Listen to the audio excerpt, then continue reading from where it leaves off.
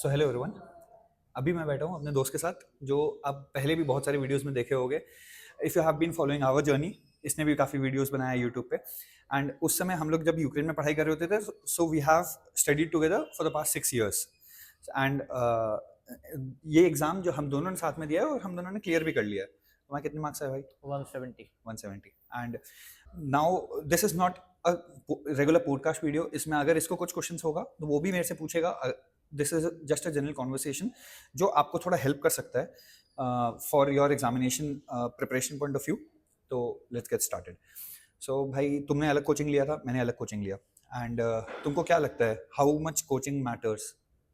Coaching matters इस तरीके से ना, वो हमको एक स्ट्रक्चर देती है।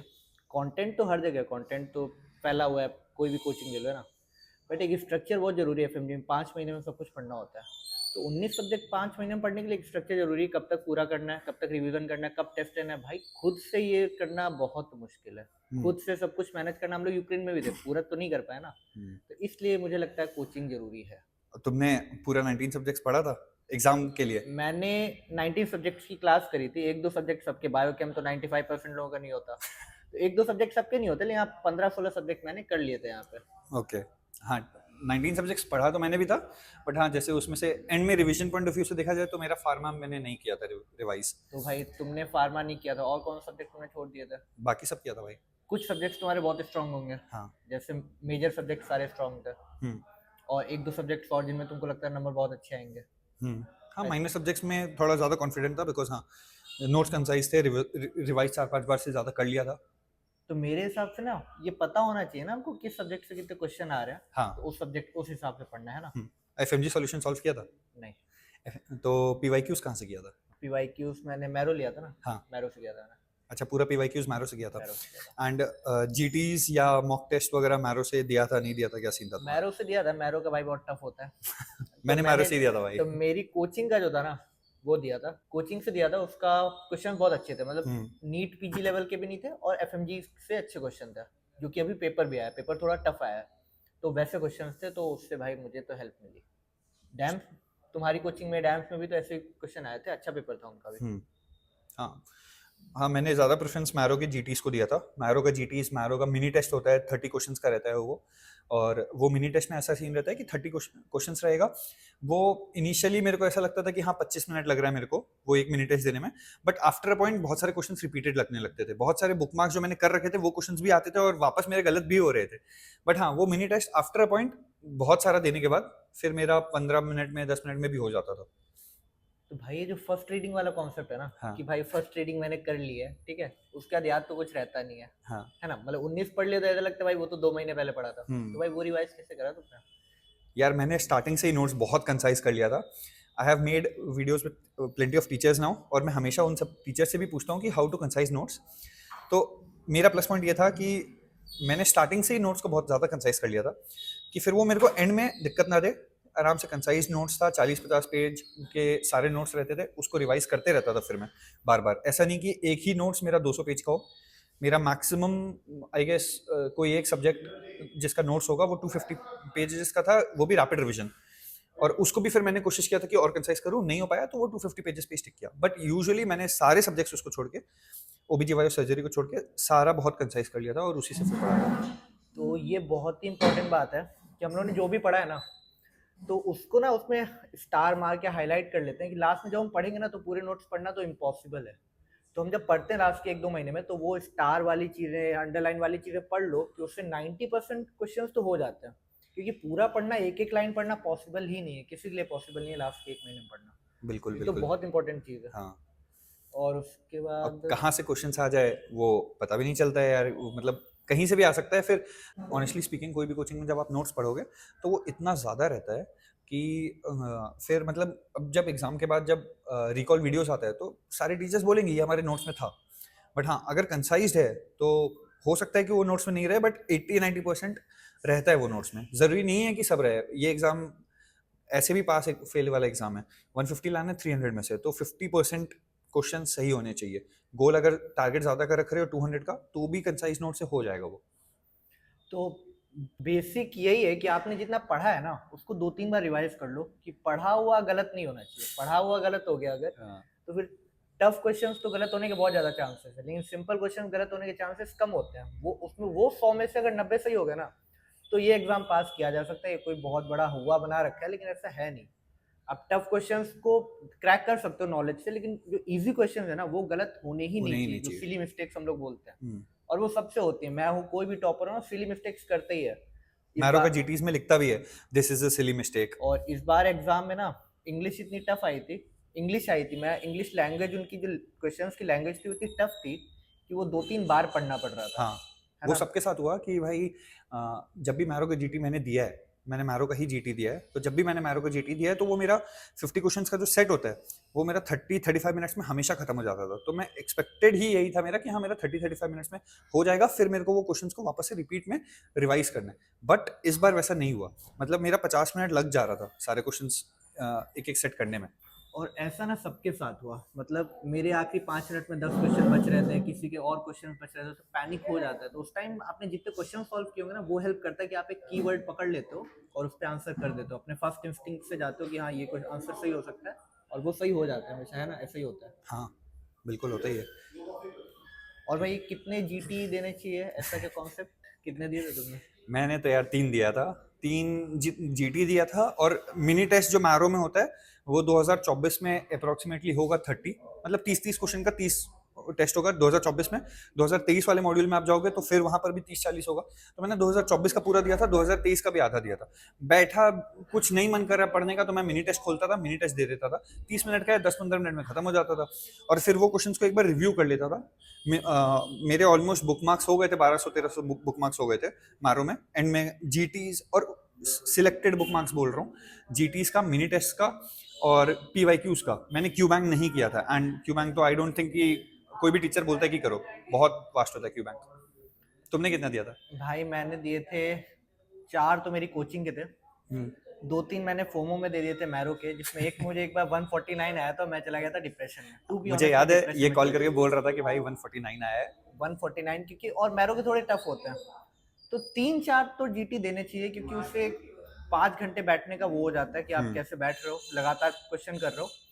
और 300 क्वेश्चन है जो जीटी में क्वेश्चन होते हैं, 300 अच्छे क्वेश्चन होते हैं, तो आपके 300 टॉपिक आप एक बार गो थ्रू हो जाते हो। 300 में 250 तो गो थ्रू हो ही जाते हो, इसलिए मुझे लगता है जीटी इंपॉर्टेंट होते हैं। हाँ, कुछ कुछ का एक्सप्लेनेशन तो बहुत ही अच्छा रहता था। वो मैं बुक मार्क के अलावा भी और कुछ मार्क्स भी होता है, वो मुझे बाद में एंड में करते करते पता चला कि बुक मार्क के अलावा स्टार मार्क होता है।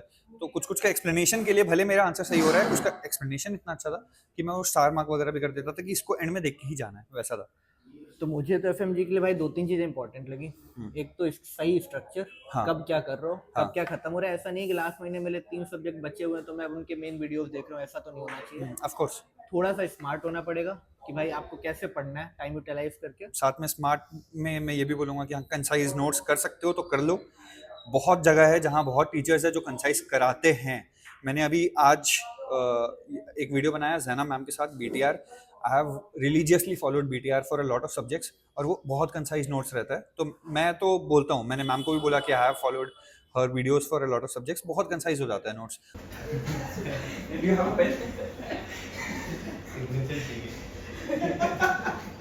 मजाक उड़ाता है। So this is like I think of anesthesia. Yeah. Yeah. So I have a tendency to highlight. I think you can a lot show of- this Yeah. to the students. इसको देख के लग जाता है कि आपने इसको मिनिमम 4-5 बार पढ़ा है. If मैम not ज़्यादा more. पढ़ा Yeah, if not more. उसके नोट्स के बाद मैंने फिर बहुत सारे एक्स्ट्रा जो कोचिंग ज्वाइन किया, कुछ अलग से RR देखा, या यूट्यूब पे वीडियोस आई जाते हैं वो सब देखा, तो वो उस BTR पे ऐड कर दिया वैसा। तो एक चीज और है, he said he religiously followed जैना मैम वीडियोस। तो इसमें फोमो में नहीं आना है, आप किसी और कोचिंग में हो, पूरी फेथ रखनी है। मेरे ऐसे दोस्त थे जो जिस कोचिंग में थे ना, उनको फेथ नहीं थी। तो जब फेथ नहीं होती ना, तो आप कंटेंट ढूंढते रहते हो कि भाई यहाँ से भी पढ़ लो, वहां से भी पढ़ लो, यूट्यूब से भी देख लो। हाँ। तो आपका इतना मिक्सअप हो जाता है ना कि आपके नोट्स आपके दिमाग में विजुअल मेमोरी नहीं बनाते। हाँ। वो विजुअल मेमोरी आपको पेपर में हेल्प करती है। आपने अगर कहीं और कंसाइज किए हैं तो जरूरी नहीं आप फिर किसी और टीचर से करो, आप उन्हीं के नोट्स 2 बार और पढ़ लो, तो आपके वो अच्छे हो जाएंगे। किसी भी फॉर्म में नहीं आ रहा कि ये टीचर बहुत अच्छा पढ़ाते हैं तो मैं इस सब्जेक्ट को उनसे भी पढ़ूंगा, ये चीज गलत है।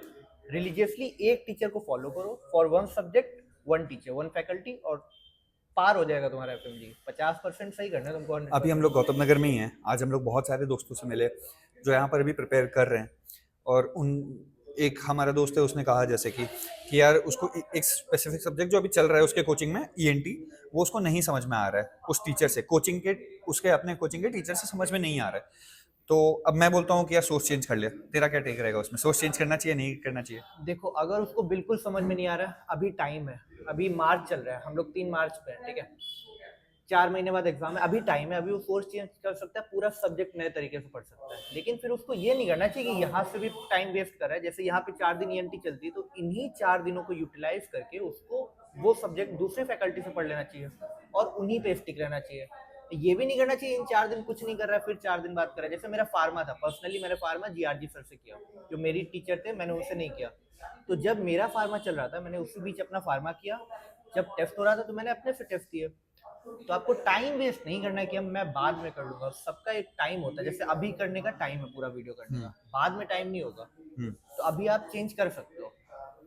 और एक क्वेश्चन मन में आ रहा है कि अब यार देख, बहुत सारे हमारे फ्रेंड्स हैं जो कोचिंग ज्वाइन नहीं किए थे, ठीक है, बहुत सारे दोस्त है, बहुत सारे ऐसे भी लोग होते हैं जो खाली आरआर करते हैं, मारो का, प्रेप का, सेरेबेलम का।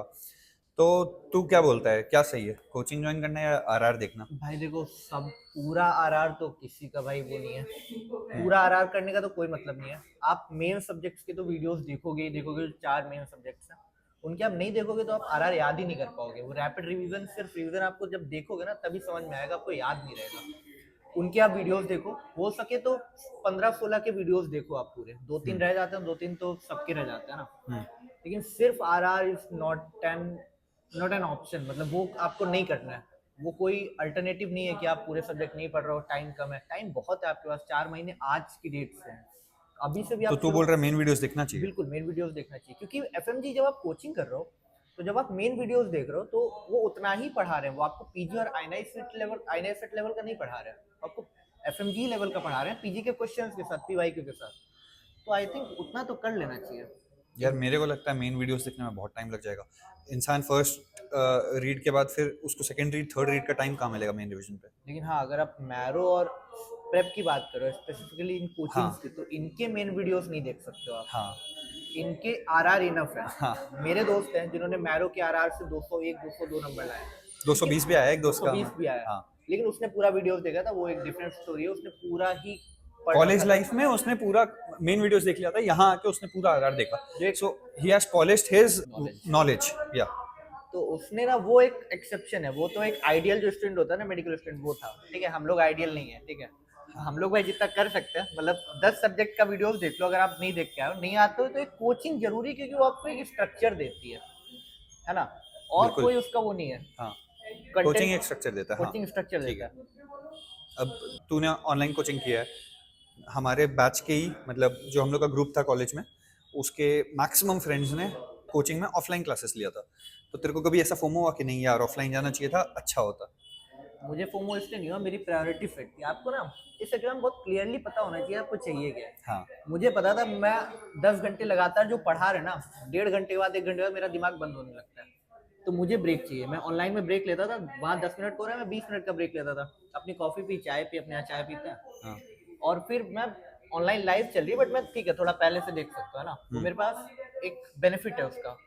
इन ऑफलाइन में आपको लगातार बैठना पड़ेगा, है ना। हाँ। आपको गौतम नगर रहना पड़ेगा, यहाँ का खाना खाना पड़ेगा, हाँ। जिससे आप बीमार हो सकते हो, कुछ भी हो सकता है। ऐसा नहीं है, जो गौतम नगर आ रहे हैं बिल्कुल आए। मैं तो ये बोलूँगा आना चाहिए। मेरे को फोमो हुआ था भाई, देखो मैं गौतम नगर स्टार्टिंग में क्लासेस कर रहा था, मुझे नहीं अच्छा लगा कि मेरे घर से दूर था, मुझे नहीं अच्छा लगा कि मुझे हर रोज़ आना पड़ रहा है, मुश्किल हो रहा है।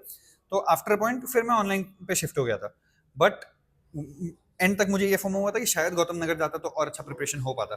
और एग्जाम जब आप दे भी देते हो तब भी आपको नहीं पता चलता है कि आप पास होने वाले हो या नहीं होने वाले हो। मतलब अगर 160-170 वाले बच्चे हैं, तो मैं बता रहा हूँ बहुत सारे दोस्तों के साथ ऐसा होता है, नहीं पता यार पास होंगे कि नहीं, पास हो जाएंगे तो 150 पे आएगा, वैसा होता है। अब किसी का 200 प्लस आ रहा है, वो बोलेगा हाँ भाई मेरा तो आ ही जाएगा, because he has studied that much, उतना दिया है उसने। तो मुझे लगता है पूरा ये सेल्फ डिसिप्लिन का, Self सेल्फ discipline डिसिप्लिन का। हो तभी ऑनलाइन लो, नहीं तो ऑफलाइन मुझे लगता है फिर बेस्ट है, क्योंकि आपको एक कंपनी भी मिलती है, जब सारे लोग आपको पढ़ते दिखेंगे ना, पढ़ते तो आप भी दिखेंगे, पढ़ोगे, वो माहौल देता है, आप भी पढ़ोगे, जो कोटा देता है। हाँ, वो जो कोटा देता है। नहीं, कोटा नहीं होता तो भाई लोग घर पे कहाँ पढ़ते हैं। हाँ। और बाकी आप देखो, यूक्रेन में भी हमारे पास सारे रिसोर्सेज थे, हमने कभी नहीं पढ़े, बट यहाँ आप देख रहे हो सारे बच्चे हैं, आप पढ़ रहे हो, तो फिर ऑफलाइन का ये तो है। ये है, हाँ। ऑफलाइन में अपने ज्यादातर दोस्त पास भी हुए हैं भाई। हाँ, मैक्सिमम ऑफलाइन वाले मैक्सिमम बच्चे जो पास हमारे फ्रेंड्स हैं, मैं उनका बात कर रहा हूँ, जो हमारे फ्रेंड्स हैं जो ऑफलाइन कोचिंग किए थे गौतम नगर में, वो मैक्सिमम पास हुए हैं यार। और 80% साथ बच्चे में पास मिलते हुए हैं, हैं। चलो चाय पीने के लिए मिल रहे हैं, 10 क्वेश्चन डिस्कस कर लेते हैं भाई। हाँ, और उन ये 10 है। में एक दो तो आ ही जाता है ऐसे। ये हाँ, बहुत ही ये मुझे भी अच्छी लगता है। अब मैं घर पे बैठ के जब पढ़ रहा हूँ तो कभी कभी मुझे अगर घबराहट हो रहा है, कुछ हो रहा है, वो फिर आई हैव नो वन जिससे मैं डिस्कस कर सकता हूँ, फोन कॉल में कर सकता हूँ। बट ऑफलाइन में फ्रेंड्स भी हैं साथ में, आपके कॉलेज के हो, यहाँ बन जाते हैं, कोचिंग में हो, फ्रेंड्स भी हैं, तो वो एक प्लस पॉइंट भी हो जाता है आई गेस। भाई मुझे ऑनलाइन में एक फोमो था, मेरे पास कोई दोस्त नहीं था बात करने के लिए, ठीक है। हम्म। तो कभी मैं वैभव से बात कर लेता था, एक और मेरा दोस्त स्वप्निल है, उससे बात कर ले, क्योंकि मेरे पास कोई बात ही करने के लिए नहीं था। हाँ। एक बहुत ही एंग्शियस हो जाता था कि भाई क्या करना है, क्या हाँ। पढ़ना है, तो मैं बात कर लेता। तो जो ऑफलाइन में नहीं है, आप दोस्तों से हाँ। मिल लेते हो, तो आप थोड़ा काम डाउन हो जाते हो कि चलो ठीक है, ये भी अपना पढ़ रहा है साथ में, हम लोग साथ में पढ़ सकते हैं। तो ऑनलाइन का ये है कि एक फोमो तो होता है भाई, मुझे हाँ। तो हुआ था। हाँ, हुआ था, तेरे को भी हुआ था। घर में पढ़ाई हो जाता था ठीक से? भाई वो होता है सेल्फ डिसिप्लिन के अंदर। मुझे पता था मुझे पास करना है, मतलब एक कुणाल सर के साथ इसका एक वीडियो है, आप देखोगे। केवीजी तो सर मिस्ट के पैथो के टीचर है। कुणाल सर एक चीज बोलते थे कि हम लोग ना बहुत ब्लेस्ड है, हम लोग एफएमजी, हम लोगों ने जो चाहा वो हमको मिला है। हमने बोला हमें बाहर पढ़ने जाना है, तो हमारे पेरेंट्स ने अलाउ किया। तो अभी ना it's time to return back. कुछ पेरेंट्स को भी देना बनता है हमारा, तो भाई उनके लिए मेहनत करनी बनती है। कितनी 5-6 महीने की मेहनत है, कुछ चीज़ें छोड़नी पड़ती हैं, कुछ चीज़ें सेक्रीफाइस करनी है। तो मुझे लगता है सेल्फ डिसिप्लिन, सेल्फ मोटिवेशन, ये चीज़ें बहुत इंपॉर्टेंट है भाई। बाहर से कितना भी मोटिवेशन ले लो यूट्यूब से, अगर सेल्फ में नहीं है ना, तो पढ़ाई मुश्किल है। हाँ, वो भी है यार। एग्जाम से एक दिन पहले मैंने तेरे को भी कॉल किया था, और भी हमारे एक दो दोस्त हैं, हम लोग सब ग्रुप में भी वीडियो कॉल किए थे, ऑडियो कॉल किए थे कि कैसा है हाल, सबका हाल बेहाल है। और सबका सेंटर जो होता है वो दूर दूर भी होता है, तो एक दिन लास्ट डे तो ट्रैवल में ही चल जाता है। बहुतों का, मतलब मेरा भी किस्मत ऐसा अच्छा नहीं था कि मुझे दिल्ली में ही मिला सेंटर, मैं दिल्ली का हूँ, मुझे कहीं और मिला था, वो ट्रेन से जाना पड़ा 4 घंटा। तुम्हारे साथ भी ऐसे ही हुआ था। तो दिल्ली आया था भाई, कितनी दूर। हाँ, ये दिल्ली आया था, मुझे दिल्ली नहीं मिला, ये कानपुर से दिल्ली आया था। और तो भाई एग्जाम डे के दिन तुम्हारा पैनिक वाला सीन था या नहीं था? एग्जाम डे से 1 हफ्ता पहले, 2 हफ्ता पहले वाला सीन क्या था तुम्हारा? मैं सही बताऊं, एग्जाम में ना आदमी बहुत धार्मिक हो जाता है, ठीक है। मेरे मन में वो संकट मोचक हनुमान जी का है ना, सिर्फ वही चल रहा था। मैं खुद को शांत रख रहा था। मेरे फैमिली में कुछ हो गया था, तो थोड़ा सा मैं पैनिक था 4-5 दिन पहले से। लेकिन वो एक चल रहा था, जय हनुमान जय हनुमान जय हनुमान। सही बता रहा हूँ, जैसे विराट कोहली बोलता था ना, उसके दिमाग में हनुमान चालीसा चल रही थी, ये सच बात है। तो उसने ना मुझे एग्जाम के हॉल के अंदर जाने में ना थोड़ा शांत रखा। जो बहुत पैनिक हो जाते हैं ना, वो आंसर बदलते हैं, ठीक है, क्वेश्चन उनको पहली बार में समझ में ही नहीं आता है। तो ये चीज तब होती है ना जब आप ये चीजें थोड़ा सा रिलीजियस हो जाओ। मैं मतलब ये बहुत ही हाँ। कंट्रोवर्शियल नहीं है, लेकिन हाँ। आपके दिमाग को शांत रखने के लिए कुछ तो चाहिए आपको। कुछ चाहिए। मैं भी बहुत पैनिक होता, बट एग्ज़ाम जहाँ मेरा सेंटर था मुजफ्फरनगर, 3-3.5 आवर्स फ्रॉम दिल्ली, तो वो सेंटर मेरे साथ एक और दोस्त गया था, और जब हम दोनों साथ में थे तो हम थोड़ा चिल हो गए थे, नहीं तो मैं अकेले रहता तो शायद बहुत पैनिक होता। इसमें मुझे लगता है कि हाँ, पढ़ाई के टाइम भी या एग्ज़ाम के टाइम भी अगर आपका कोई फ्रेंड साथ में हो तो ठीक है, नहीं तो एग्जाम फर्स्ट पेपर निकल होने के बाद भी मैं बहुत पैनिक कर रहा था कि यार पता नहीं कैसा गया। और वो मेरे साथ बाहर निकला, वो बोला भाई कोई बात नहीं, चिल है, वो रील्स देखने बैठ गया, तो वो थोड़ा लाइट हो जाता है माहौल। नहीं तो फिर मैं बहुत घबराता, शायद सेकंड पेपर और खराब हो जाता। मेरे साथ भी एक दोस्त गया था, हम लोग का था गाजियाबाद से और 50 किलोमीटर दूर।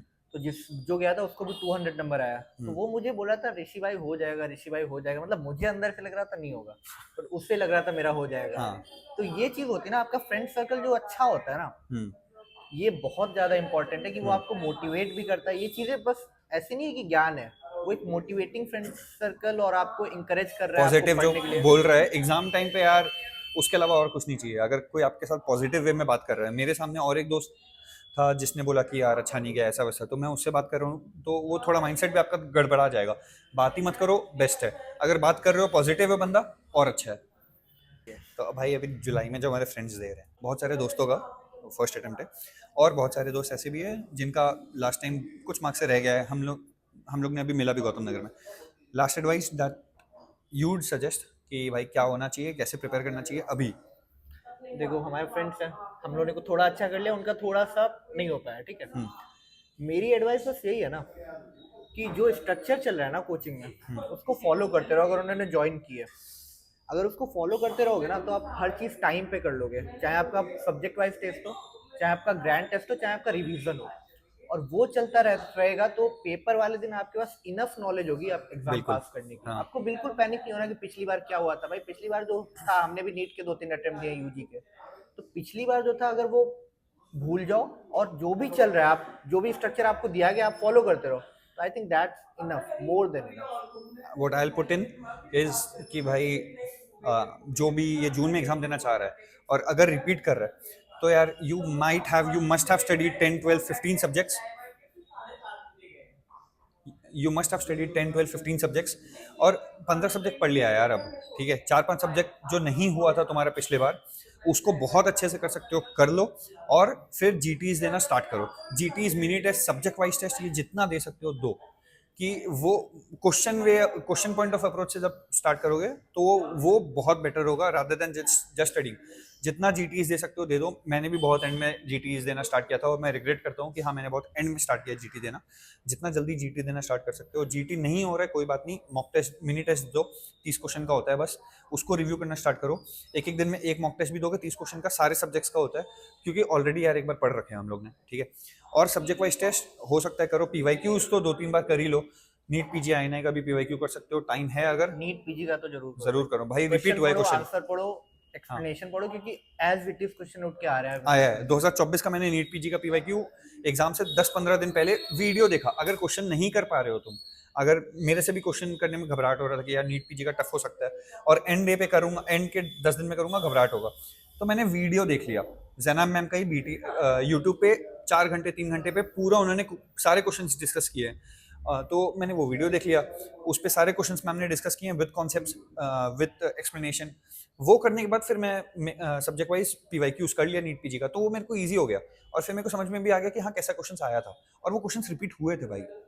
तो बस यही, आप जितने ज्यादा क्वेश्चन कर पाओ, आप लेटे हुए आपको कुछ करने का मन नहीं कर रहा, 4 रील कम देखो, 4 शॉर्ट्स कम देखो, ऐसा इंस्टा अनइंस्टॉल करने के टाइम है भाई अभी। नहीं, इंस्टा आप अनइंस्टॉल कर दो, फिर एक दिन आप इंस्टॉल करके देख लो, आधा घंटे रील देख लो, क्योंकि भाई हमारा दिमाग रील देख के 6 साल रील देखा हम लोगों ने बहुत ज्यादा, ठीक है। मैंने इंस्टा अनइंस्टॉल कर दिया था बट यूट्यूब खुलता था, यूट्यूब पे शॉर्ट्स से ही 2-2 घंटे दे रहे हो। आपको ये हर चीज ट्रैक होनी चाहिए कि आप कितनी देर देख रहे हो। आप 4 घंटे नहीं देख रहे हो, आप आधा घंटे देख रहे हो, ठीक है भाई, ह्यूमन हम लोग है ना, लेकिन आपको ट्रैक होना चाहिए। आप घूमने जा रहे हो तो आप 2 घंटे घूम रहे हो, फिर आके आप पढ़ने बैठ रहे हो, ये नहीं कि पूरा दिन घूमने में ही निकाल दे रहे हो। ये चीज इस एग्जाम के लिए तो जरूरी है, हाँ। मतलब किसी भी एग्जाम के लिए जरूरी है। और ये चीज़ के लिए आई थिंक रेगुलर कोचिंग भी हेल्प करता है कि वो तुम जब डेली क्लासेस ही है, मैं तेरे को कॉल करता था, तू बोलता था यार आज का वीडियो देखना है, नहीं तो वो वीडियो डिलीट हो जाएगा। जब तेरा डेली क्लासेस ही है तो फिर टाइम तो रहेगा ही नहीं ना देखने के लिए, कुछ घूमने के लिए, कुछ भी करने के लिए। डेली क्लासेस रहेगा या डेली का खुद का गोल बना लियो आरआर का, तो वो सही है। फिर डेली गोल होने चाहिए, आप पूरा कर लो, फिर आप फोन चला लो, थोड़ी मूवी देख लो। मूवी एक बार मत देखना भाई, पूरी मूवी देख लो, ठीक है, 1-1 घंटे के 3 दिन देख लो। ऐसा मत करो कि एक ही दिन में 2 मूवी निपटा दो, ये बहुत ही प्रैक्टिकल एडवाइस है भाई। हाँ, बोर होके एक मूवी को पूरा मत निपटा दो, ठीक है। हाँ। तो बाकी आप पढ़ रहे हो ना, डेली पढ़ रहे हो, कंसिस्टेंसी। मैंने एक जगह पढ़ा था, कंसिस्टेंसी ना ये नहीं होता हम अपना रोज 100% दे रहे हैं। जिस दिन 50% पढ़ने का मन हो रहा है ना, उस दिन 50% दे रहे हैं और रोज दे रहे हैं। बिल्कुल। किसी दिन 100 दे रहे हो, किसी दिन 50 दे रहे हो, किसी दिन 30 हो पा रहा है। तो ये नहीं है कि आप रोज 100 के चक्कर में कुछ भी नहीं पढ़ रहे हो, ये नहीं होना चाहिए। और ये एग्ज़ाम यार एक्चुअली मतलब कंपटीशन नहीं है। जितने दोस्त बन रहे हैं तो मुझसे भी बात करो, किसी के साथ कंपटीशन है ही नहीं। तुमको खुद पास होना है, अगला वाला पास हो वो भी बहुत अच्छी बात है। हम लोग दोनों एक दूसरे से बात करते थे पढ़ाई को लेके, यार तुम्हारे टीचर कैसे हैं, क्योंकि हम दोनों का ऑलमोस्ट सारे टीचर्स अलग ही थे। हमारा एक भी सब्जेक्ट का टीचर सेम नहीं रहा होगा पूरा 19 सब्जेक्ट का यहाँ का प्रिपरेशन जर्नी में। पहले मैरो से जो देखा है हम दोनों ने वो अलग सीन है। यहाँ आने के बाद वो मेन नोट्स तो रिवाइज नहीं किया था मैंने ऑनेस्टली, बट यहाँ आने के बाद अब सब अपना अलग अलग पढ़ रहे हैं यार। जितना तुम एक दूसरे से बात कर सकते हो, पढ़ाई की बातें कर सकते हो, या कैसा चल रहा है, कितना टेस्ट में कितने आ रहे हैं, जो भी बात हो रहा है, कोई दिक्कत नहीं है यार, करो। वो सब पॉजिटिव रहेगा, तुम्हारा माइंडसेट भी पॉजिटिव रहेगा। अगर कोई दिन तुमको पढ़ने का मन नहीं किया, अगला पढ़ रहा है, तो तुमको भी मन करेगा यार पढ़ते हैं ना यार, वो मोटिवेट करेगा, पुश करेगा तुमको आगे। एक तो अपने अंदर कॉन्फिडेंस होना चाहिए कि भाई पेपर पास हो जाएगा। दूसरा कंसिस्टेंसी होना चाहिए। बस ये 2 चीजें जो होती है ना, एक 2 वर्ड आपके साथ रहने चाहिए, आप पेपर पास कर जाओगे, पढ़ते रहोगे और थोड़ा कॉन्फिडेंस। अगर आप पैनिक करते रहोगे होगा नहीं होगा, कितने नंबर आएंगे, तो मुश्किल है। ये सोचना ही नहीं है। आप हर टेस्ट में 75-80%, 60 से 80% के बीच ला रहे हो, आप सेफ जोन में हो। लेकिन लगातार लाने ये, ऐसा नहीं कि भाई एक बार ले आए और फिर छोड़ दिया, ऐसा नहीं करना। बिल्कुल। हाँ। तो एंड में यही है भाई, जीटी जितना दे सकते हो, आई से जीटी जितना दे सकते हो दो। तुम क्या बोलोगे? जितना भी नहीं, मतलब चार जीटी दे दो। 4 से 5 तो दो। राजीव धवन सर बोलते हैं 4 जीटी इनफ है। हाँ। ठीक है। एग्जाम से पहले वो ये भी बोले थे राजीव धवन सर, जो मुझे एग्जाम के डे भी स्टक किया था, कि जो क्वेश्चंस में तुमको आंसर्स नहीं आ रहा है उसमें तुम बस मेरा शक्ल याद कर लो, ठीक है। अगर तुम 100 क्वेश्चंस में भी, राजीव धवन सर बोलते हैं कि अगर तुम मेरे को याद कर रहे हो, मेरा शक्ल याद कर रहे हो, I am happy with that. बाकी 200 सही हो रहा है ना, बाकी 200 ढंग का अटेम्प्ट हो रहा है ना, 200 में अगर तुम्हारा 150 आ रहा है, यू आर पास्ट। और बाकी जो 100 क्वेश्चन में सर का शक्ल याद की हो, उससे भी तो कुछ आएगा। इससे मुझे याद आया, धवन सर बोलते थे मैथमेटिकली ये पेपर पास करना ना बहुत आसान है, बताता हूँ। उन्होंने कहा 300 नंबर का पेपर है, मैक्सिमम जो हार्डेस्ट पेपर आएगा ना आज तक की हिस्ट्री में, उसमें 100 डिफिकल्ट क्वेश्चन होंगे जिसकी आपको हवा तक नहीं लगेगी। आपके पास बच्चे 200 क्वेश्चन में 100 क्वेश्चन ऐसे होंगे जो आपको आते होंगे, जो आपने बहुत अच्छे से पढ़े होंगे, उसमें आपको गलत नहीं करना है। बिल्कुल, हाँ। वो आपको 90 सही करना है। हाँ। बचे 100 क्वेश्चन, थोड़ा दिमाग लगाओगे तो 40-50 क्वेश्चन उसमें भी कर लोगे, क्योंकि आपने वो पढ़ा हुआ है। थोड़ा सा concept. So you have reached 140। Yes, 140 approx 140। और ये लॉजिक कहता है, प्रोबेबिलिटी कहती है, जब आप 100 क्वेश्चन तुक्के लगाओगे ना तो आपके 10-15 सही हो जाएंगे। तो मैथमेटिकली भी आप 155 ला रहे हो। हाँ, mathematically which is good enough to pass rather than repeating again. ये हम इसलिए बात कर रहे हैं कि भाई एटलीस्ट पास होना, ये हर्डल पार करना है अभी। पास होना इज मोर इम्पोर्टेंट। अगर तुम्हारा स्कोर बहुत अच्छा आ रहा है, if you have prepared well and score बहुत अच्छा आ रहा है, so it's very good for everyone. मतलब 200 के ऊपर आएगा तो हर जगह, हर पोस्टर्स में आपका फोटो भी लगा रहेगा, तो वो भी है। तो इससे एक और चीज कि 100 क्वेश्चन जो आ रहे हैं ना बहुत सिंपल, उसमें 90 आपको सही करने हैं। वहां पे सिली मिस्टेक का कोई स्कोप नहीं है, नहीं होना चाहिए। हाँ, एटलीस्ट 85-90 तो सही होने तो चाहिए। आप अपने दिमाग में रखो कि आप पास हो जाओगे, लेकिन आप उस हिसाब से मेहनत करो। 70% बच्चे ना इस बार भी पास नहीं हुए हैं। 30% रिजल्ट बहुत अच्छा है, 30% पास हुआ है। तो आप खुद देख लो, आप 70% जितना काम कर रहे हो या 30% जैसा काम कर रहे हो। थोड़ा सेल्फ रियलाइजेशन होना चाहिए, तो फिर ये एग्जाम बहुत ज्यादा टफ तो नहीं है। हाँ, मे बी आपको पीछे थोड़ा नॉइज आ रहा होगा, ठीक है, हम लोग कैफे में बैठे हैं, एक्सपेक्टेड है थोड़ा noise, but I hope you enjoy the video and we'll see you in the next one. Also keep following Rishi, channel का नाम Kanpurian Ukraine. Kanpurian Ukraine. Change करने का टाइम आ रहा है क्या? चेंज करने वालों के यूक्रेन में नहीं, इंडिया में। अब हम यूक्रेन से निकल गए हैं। और कोई भी डाउट हो ना तो कमेंट में पूछ लो भाई। हम लोग अभी कुछ करने को नहीं, इंटर्नशिप भी लेट है। कुछ भी डाउट हो आपका पढ़ाई से रिलेटेड, कमेंट में पूछ लो। हम दोनों का इंस्टा डिटेल्स वगैरह सब दिया हुआ है चैनल पे, कहीं भी पूछना है पूछ लो। उसमें मत शर्मा भाई, जितना पूछोगे ना उतना सीनियर से इनपुट लेना चाहिए। हमने भी लिया है, पर्सपेक्टिव मिलेंगे आप। हमने भी लिया सीनियर से, अपने सीनियर से इनपुट कि भैया पढ़ाई नहीं हो रहा है। एक दिन हुआ कि भैया एग्जाम से 10-15 दिन पहले मेरे को पता नहीं, उतना टेंशन ही नहीं हो रहा है। मैं बोला भैया टेंशन नहीं हो रहा है, तो वो बोले यार अच्छी बात है ना टेंशन नहीं हो रहा है। मैं बोला नहीं भैया ये तो गलत बात है, टेंशन नहीं हो रहा है, मेरे को टेंशन ही नहीं हो रहा है। 10-15 दिन पहले मुझे कोई टेंशन नहीं हो रही थी। वो नम हो जाते हैं यार थोड़ा आफ्टर पॉइंट की, यार अब जो होगा देखा जाएगा, जल्दी खत्म हम बोलते हैं ना, हम लोग एकदम नम हो जाते हैं, आपको कुछ समझ नहीं आता हम लोगों को। और देखो सब टीचर्स का अपना पॉइंट है। केवीजी सर मेरे को बोले कि टेंशन नहीं हो रहा है, इस बात का टेंशन लोगे, टेंशन क्यों नहीं हो रहा है। कुणाल सर भी, you will probably see a video of his very soon as well. मुझे पढ़ाया था और मैं ऑनेस्टली बता रहा हूँ, उनका मोटिवेशन ना दिमाग को हिट करता है। वो आपके साथ लंबे टाइम तक रहता है, ऐसा नहीं मोटिवेशन 1-2 दिन तक। वो ऐसा बोलते हैं ना कि वो आपके दिमाग को हिट करता है भाई। हाँ, ये और पढ़ाई तो थोड़ा मोटिवेशन, सेल्फ मोटिवेशन रही होती है। बिल्कुल। तो So on that note, keep studying, keep working enjoying, hard, yeah. and keep enjoying। अगर आप कॉलेज में हो तो एंजॉय कर लो भाई। हाँ। यहाँ पढ़ लोगे, थोड़ा बहुत पढ़ते रहो लगातार। पढ़ते रहो, कुछ भी छोड़ो, डेली पढ़ते रहो थोड़ा, डेली of course। पढ़ते रहो। और एक टारगेट बना लो, इतने सब्जेक्ट करने हैं मुझे, मतलब बिल्कुल 2-3 सब्जेक्ट तो करके ही आओ यार, मिनिमम। 2-3 यार कम बोल रहे हो, नहीं थोड़ा ज्यादा करो। ये बेयर मिनिमम है। अगर आप अभी 6th ईयर में शुरू कर रहे हो, नहीं तो आप 6-7 सब्जेक्ट तो बहुत आराम से कर सकते हो। टाइम है यार बहुत करने के लिए अभी सब्जेक्ट्स। अगर कोई 5th-6th ईयर में भी है तो यार ठीक है, जितना आप वहाँ पढ़ सकते हो वो आपको यहाँ हेल्प करेगा ही करेगा। हाँ, तो ये तो है। Okay, so on that note, चलो बाय बाय।